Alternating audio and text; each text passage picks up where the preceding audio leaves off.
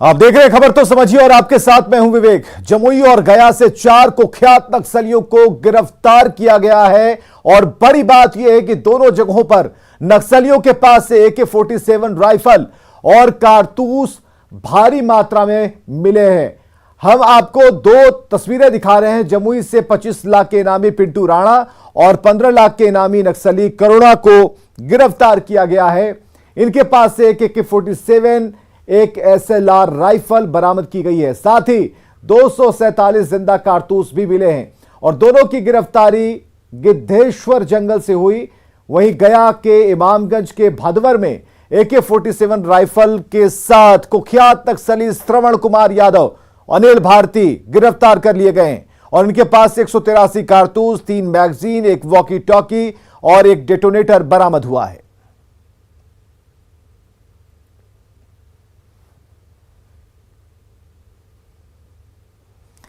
जमुई से केसी कुंदन हमारे साथ फोन लाइन पर। केसी कुंदन, एक बड़ी उपलब्धि मानी जाएगी, बड़ी कामयाबी, क्योंकि जो इनामी नक्सली हैं उनकी गिरफ्तारियां हुई हैं, लेकिन सबसे बड़ी बात AK-47 मिला है।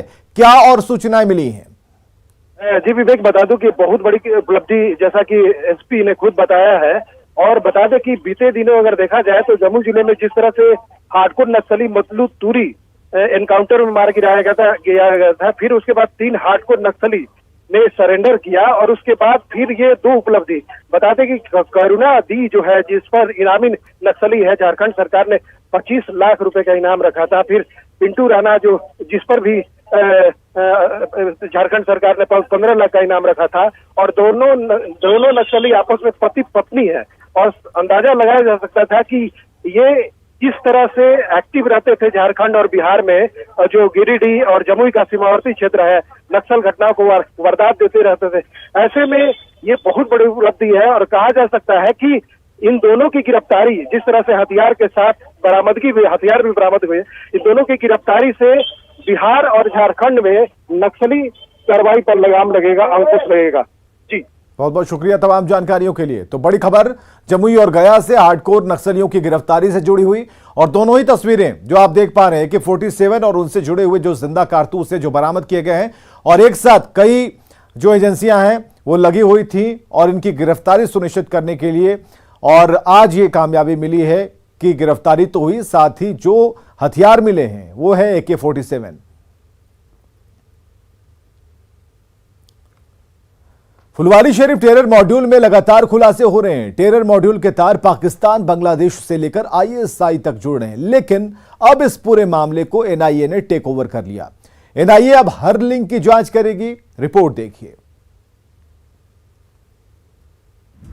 फुलवारी शरीफ टेरर मॉड्यूल की होगी संपूर्ण जांच।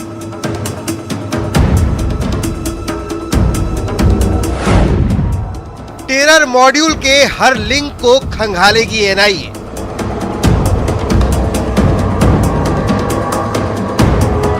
पटना टेरर मॉड्यूल की जांच राष्ट्रीय जांच एजेंसी यानी NIA को सौंप दी गई है। NIA अब इस पूरे मामले की जांच करेगी। जिस तरह से इस मामले की शुरुआती तफ्तीश में कई महत्वपूर्ण जानकारियां और कई ऐसे इनपुट्स मिल रहे थे जिसको देखने के बाद, जिसको खंगालने के बाद इतना स्पष्ट तौर पर पता चल रहा था कि इस मामले में पाकिस्तान समेत विदेश के कई ऐसे संदिग्ध आतंकियों की भूमिका निकल के सामने आ रही है। लिहाजा इसी मामले की गंभीरता को देखते हुए केंद्रीय गृह मंत्रालय के द्वारा इस मामले पर ग्रीन सिग्नल दिया और NIA को इस मामले की तफ्तीश का जिम्मा सौंप दिया गया है। इधर पटना के फुलवारी शरीफ से गिरफ्तार मरगूब उर्फ ताहिर से पूछताछ में बड़ा खुलासा हुआ है। खुलासा ये कि ताहिर के पास से ISI से जुड़े लोगों के नंबर मिले हैं। ISI के एजेंट से ताहिर की बातचीत होती थी। ताहिर 2 लोगों के संपर्क में लगातार था। पाकिस्तान में 2 लोगों से बातचीत करता था ताहिर। फैजान और जैन नाम के शख्स से होती थी ताहिर की बात। 2023 में डायरेक्ट जिहाद का प्लान था। ताहिर जिहादी प्लान का अहम हिस्सा था। ये भी जानकारी आई है कि फुलवारी शरीफ से गजवाए हिंद मामले में गिरफ्तार मरगूब उर्फ ताहिर मरखोर नाम के व्हाट्सएप ग्रुप से जुड़ा था, जिस पर national animal of Pakistan WhatsApp group का कवर था। मरगूब के जरिए 2023 में सीधा जिहाद की मुहिम चल रही थी। दिल्ली से न्यूज 18 के लिए शंकर आनंद के साथ पटना से संजय कुमार की रिपोर्ट। अब आप समझिए कि एनआईए जांच के मायने क्या हैं। एनआईए यानी राष्ट्रीय जांच एजेंसी भारत की सबसे ताकतवर जांच एजेंसी के रूप में जानी जाती है। मुंबई में हुए आतंकी हमलों के बाद 31 दिसंबर 2008 को इसका गठन किया गया। मकसद बस यही है कि देश की सुरक्षा, संप्रभुता और अखंडता को बरकरार रखना, देश की शांति भंग करने वालों की जांच कर उन्हें सजा तक पहुंचाना। और यह देश की प्राथमिक आतंकवाद विरोधी टास्क फोर्स है और इसका मुख्यालय दिल्ली में है। एनआईए को अमेरिकी खुफिया एजेंसी एफबीआई की तरह भी देखा जाता। आतंकवाद, देश विरोधी गतिविधियां, परमाणु ठिकाने से जुड़े अपराधों की जांच का अधिकार एनआईए के पास है। केंद्र सरकार के आदेश पर एजेंसी मामलों की जांच करती है। एजेंसी को जांच के लिए देश विदेश कहीं भी जाने का अधिकार है। बढ़ते हैं आगे। यह साफ हो चुका है कि पटना के फुलवारी शरीफ से आतंक की बड़ी साजिश रची जा रही थी। अब तक पूरी साजिश के तार विदेश से जुड़ रहे थे, लेकिन अब इसके तार आईएसआई से भी जुड़ रहे हैं। आईएसआई ने ऐसा जाल बुना था जिससे बचना मुश्किल था, लेकिन एसआईटी ने आईएसआई के ट्रैप को ही ट्रैप कर लिया। देखिए रिपोर्ट।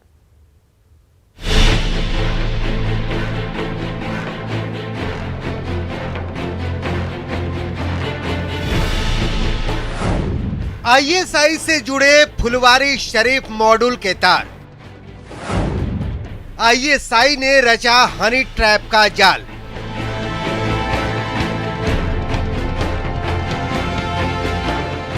यह है फुलवारी शरीफ से गिरफ्तार मरगूब उर्फ ताहिर, जिसके तार पाकिस्तान, बांग्लादेश और यमन तक मिले थे। अब इसके तार आईएसआई से जुड़ रहे हैं। इस ताहिर को बचाने में पाकिस्तान तक एड़ी चोटी का जोर लगा रहा है। ताहिर के तार को खंगाल रही एसआईटी की टीम को हनी ट्रैप करने की कोशिश की जा रही थी, लेकिन एसआईटी ने आईएसआई के जाल को ही ट्रैप कर लिया। गजवाए हिंद और पीएफआई मामले की जांच कर रही एसआईटी की टीम के एक सदस्य को हनी ट्रैप करने की कोशिश की गई और ये कोशिश जो है पाकिस्तान में बैठे आईएसआई की एजेंट जो है उसके द्वारा किया गया।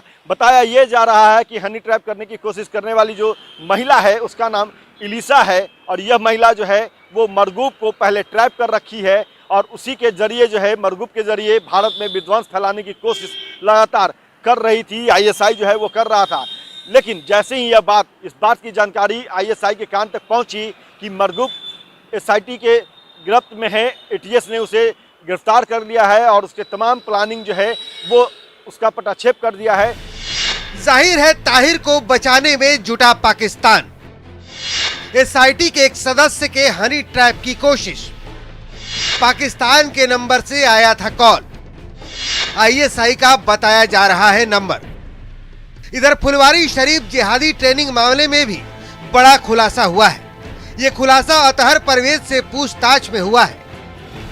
खुलासा ये कि 12 जुलाई को पटना में बड़ा प्रदर्शन होने वाला था।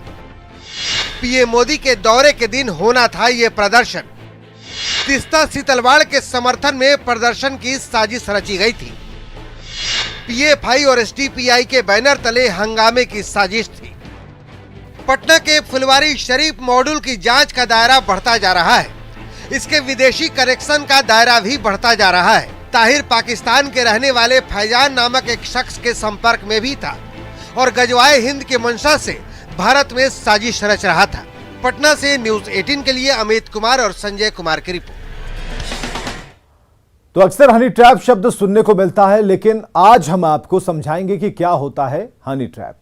जैसा नाम से ही जाहिर है, हनी यानी शहद और ट्रैप मतलब जाल। एक ऐसा मीठा जाल जिसमें फंसने वालों को अंदाजा नहीं होता कि वो कहां फंस गया है और किसका शिकार बनने वाला है। खूबसूरत महिला एजेंट्स अधिकारियों को अपने हुस्न के जाल में फंसाती हैं, उनसे महत्वपूर्ण जानकारियां हासिल करती हैं। पाकिस्तानी खुफिया एजेंसी आईएसआई भी अक्सर सेना से जुड़े लोगों को हनी ट्रैप में फंसाने की कोशिश करती रहती हैं। अमूमन इस तरह की जानकारियों का इस्तेमाल आतंकी हमले में किया जाता है और अभी तक का जो ट्रेंड है अगर वो देखा जाए तो पता ये चलता है कि सोशल मीडिया के जरिए सेना से जुड़े लोगों को फंसाया जाता है। ये जरूरी नहीं है कि सामने जो लड़की बात कर रही है वो वास्तव में लड़की ही हो। कई बार पुरुष एजेंट महिला बनकर बात करते हैं और इसके लिए फेक प्रोफाइल्स बनाए जाते हैं। आगे बढ़ते हैं। फुलवारी शरीफ टेरर मॉड्यूल की एक ही मंशा थी, गजवाए हिंद के जरिए 2047 तक भारत को इस्लामिक राष्ट्र में तब्दील करना। पुलिस की पकड़ में आए मरगूब अहमद दानिश उर्फ ताहिर की बातों से यह जाहिर होता है। एसआईटी की पूछताछ में ताहिर ने क्या कहा?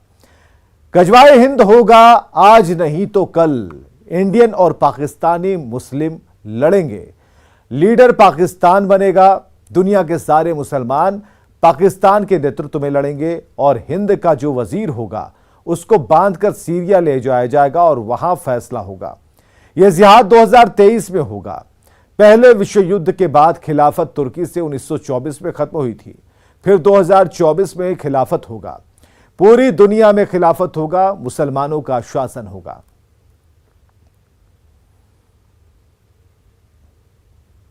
ताहिर से पूछताछ में बड़े बड़े खुलासे हो रहे हैं। ताहिर को एसआईटी ने 48 घंटे की रिमांड पर लिया था और इस दौरान पूछताछ में बड़े बड़े खुलासे हुए। आप भी जानिए कि ताहिर के तार कहां कहां जुड़े थे। ताहिर के पास से आईएसआई से जुड़े लोगों के नंबर्स मिले हैं।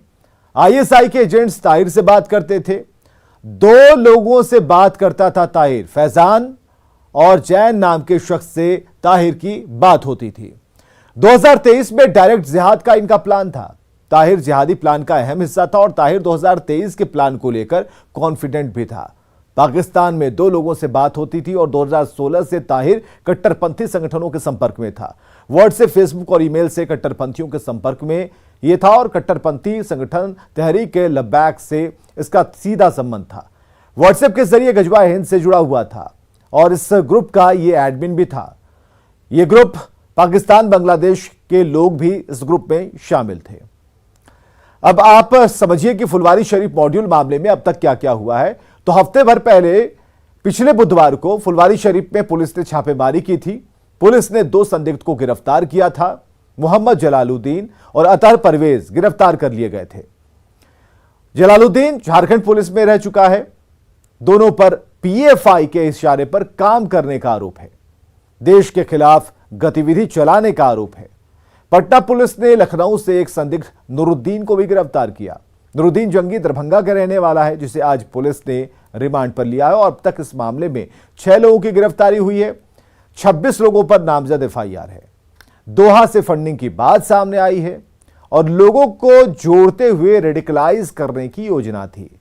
टैलेंट सर्च के नाम पर युवाओं के ब्रेन वॉश करने की योजना थी और इस बात का खुलासा मोतिहारी से मौलाना की गिरफ्तारी के बाद हुआ है। इस मामले में अब ईडी की एंट्री हो चुकी है और आज एनआईए ने भी केस को टेक ओवर कर लिया है।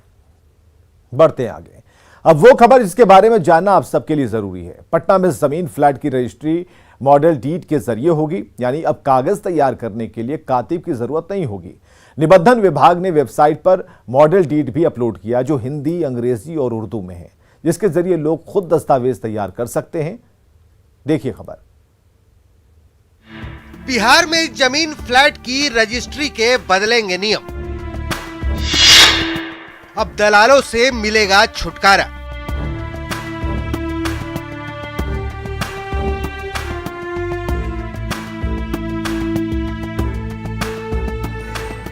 एक अगस्त से बिहार में जमीन फ्लैट की रजिस्ट्री के नियम बदल जाएंगे। निबंधन कार्यालय में अब मॉडल डीड पर ही रजिस्ट्री होगी। आम लोगों की सुविधा के लिए पटना में 7 काउंटर बनाए गए हैं।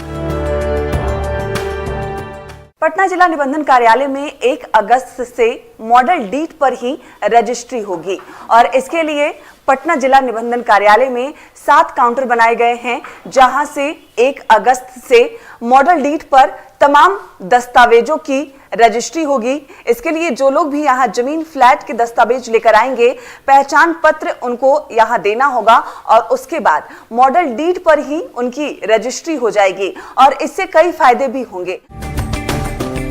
मॉडल डीड बनाने के लिए कोई अलग से चार्ज नहीं देना होगा। इसका सीधा फायदा दस्तावेज का निबंधन कराने वाले लोगों को मिलेगा। नए सिस्टम में आपका काम कैसे होगा, इसे भी समझिए। 1 अगस्त से जो काम करेगा उसमें जो भी लोग आएंगे निबंधन कराने, उन्हें हम लोग ये पहले ये प्रपत्र देंगे। हम उनका पूरा डिटेल्स लेंगे। हम लोग लेखिकारी, जैसे जो भी खरीदने वाले का डिटेल, बेचने वाले का डिटेल, उनका कितना संपत्ति है, प्रॉपर्टी, ये एक फॉर्म में दूंगा। फिर उसका मजमून का ये सारा है, ये सारा चीज़ दूंगा। अपॉइंटमेंट इसके लिए nivandan.bihar.gov.in वाले साइट पे जाकर के वहाँ से फिर हमें ये इनका अपॉइंटमेंट देना होता है। जाहिर है इस नई व्यवस्था से दलालों के चंगुल से छुटकारा मिलेगा, साथ ही समय और पैसा दोनों की बचत होगी। पटना से न्यूज़ 18 के लिए विनीता मिश्रा की रिपोर्ट। रिलायंस इंडस्ट्रीज के जियो प्लेटफॉर्म की सब्सिडियरी रिलायंस जियो इन्फोकॉम ने जून तिमाही के नतीजे जारी किए हैं और इस चालू वित्तीय वर्ष की पहली तिमाही यानी अप्रैल से जून के बीच जियो को 4,335 करोड़ रुपए का शुद्ध लाभ हुआ है, जबकि पिछले साल इसी तिमाही में कंपनी को 3,501 करोड़ रुपए का मुनाफा हुआ था। पिछले साल की इसी तिमाही के मुकाबले जियो के मुनाफे में 23.8% की बढ़ोतरी हुई है और इस तिमाही में कंपनी की आय 21,873 करोड़ रुपए रही, जो पिछले साल की इसी तिमाही में 17,994 करोड़ रुपए थी।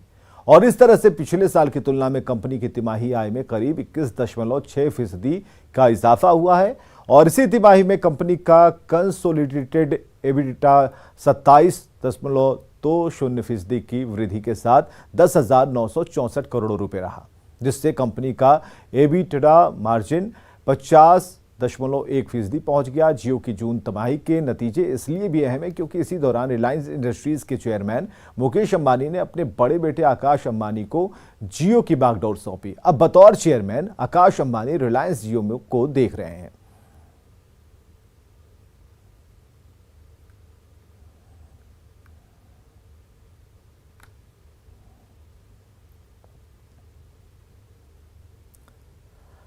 और खबरें लगातार जारी हैं, बने रहिए हमारे साथ।